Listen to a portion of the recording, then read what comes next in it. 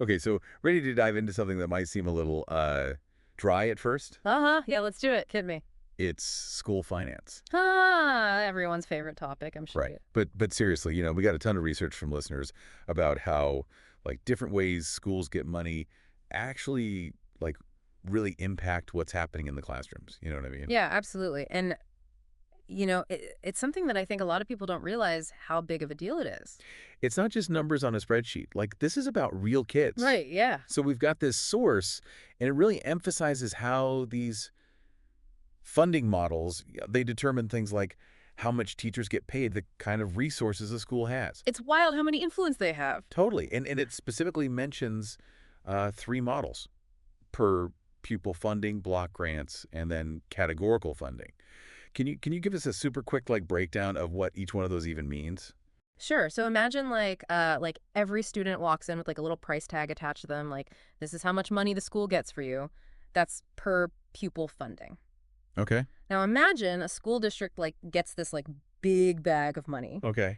and they can kind of decide how they want to spend it within certain limits, of course. That's a block grant. Makes sense. And then lastly, imagine you've got like funding that's very specifically labeled for certain things, like new textbooks got to go here, special education programs got to go there. Got it. That's categorical funding. So you have all these like different buckets, you know? Okay. So each one has like its own rules and priorities. For sure.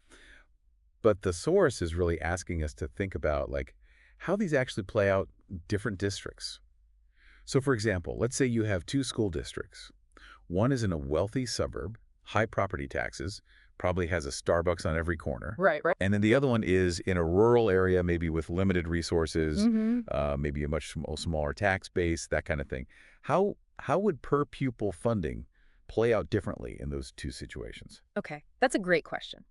So the wealthy suburb, they're probably seeing that per pupil amount as like, okay, this is fantastic. This is our base. Now we're going to add all this money from our local taxes on top of it, right? And they can create this incredibly well-funded system. Yeah. Meanwhile, that rural district is like, oh my God, we can barely like keep the lights on with this amount of money, Right. right? And so you immediately see this disparity in resources, in teacher quality, and ultimately in student outcomes. So it's almost like a kid's education is Predestined in a way. predestined by their zip code. Yeah, it's a problem, right? And that raises some serious equity issues. Now, take block grants, right? That flexibility could be amazing for that rural district. They can say, we know exactly what we need. We're going to put the money right there. That's cool. Yeah. But without strong oversight, there's a risk that those funds might not actually get to the schools and the students who need them most. Right. It's this balance of flexibility, but also, you need to be accountable. Exactly, yeah. The source also brings up budget cuts. I mean, that's a big one. Yeah, always looming. So let's say you've got a district that's super reliant on that categorical funding. Right. We were talking about those labeled buckets. And let's say a big chunk of their money for their amazing music program comes from this particular category of funding. Okay. Now, what happens if that specific category gets slashed at the state level? Well, that music program, which is enriching so many lives, poof, gone. It's often the first to go. Wow. It's heartbreaking, and suddenly their students are missing out on this crucial part of their development. And it really shows you the real impact of funding decisions. Yeah. And then you think like, okay, maybe that wealthier district, they can just, have a bake sale. Yeah, exactly. They'll have a gala or something and Yeah, exactly. make up the difference. But that rural district, they're stuck. And that kind of leads into what the source talks about with fundraising, right? Schools constantly having to do bake sales and car washes and just, begging for donations just to like keep things afloat. It's a reality for so many schools, yeah. It seems kind of crazy though, right? Like, a kid's education shouldn't hinge on whether their parents are good at organizing a spaghetti dinner. That's the problem, right? Like, should the quality of your education really depend on how good your school is at fundraising? It just feels like It's just not fair. it's not a level playing field at all. And then to make things even more complicated, the source throws in school choice and charter schools. Oh yeah, that adds a whole other dimension to it. It's like saying, okay, you're not thrilled with the school in your neighborhood. Here's a menu of other options, including private schools. It's kind of like picking a restaurant.